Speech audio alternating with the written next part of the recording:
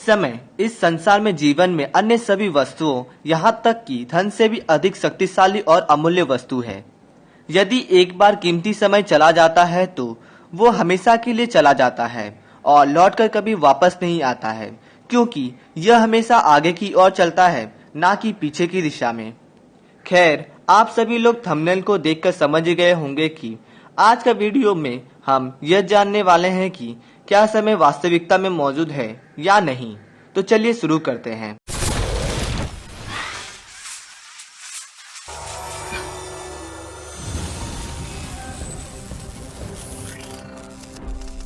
हमारे पूर्वज सूर्य को देखकर समय का पता लगा लिया करते थे।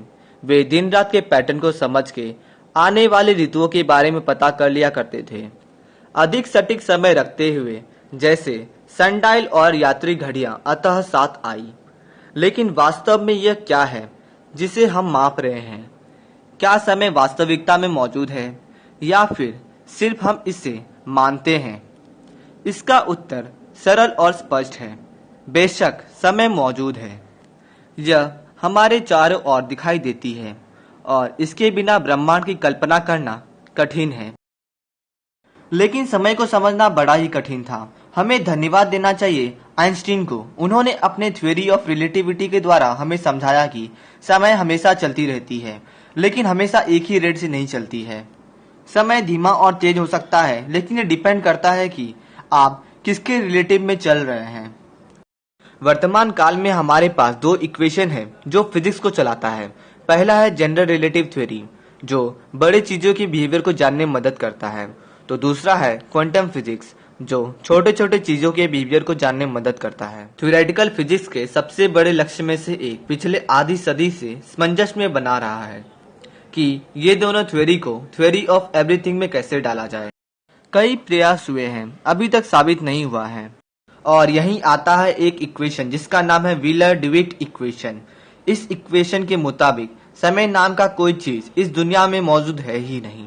खैर, ये भी इक्वेशन काल्पनिक है, परंतु अगर ये इक्वेशन प्रूव हो जाए तो फिर समय को कोई भी नहीं मानेगा।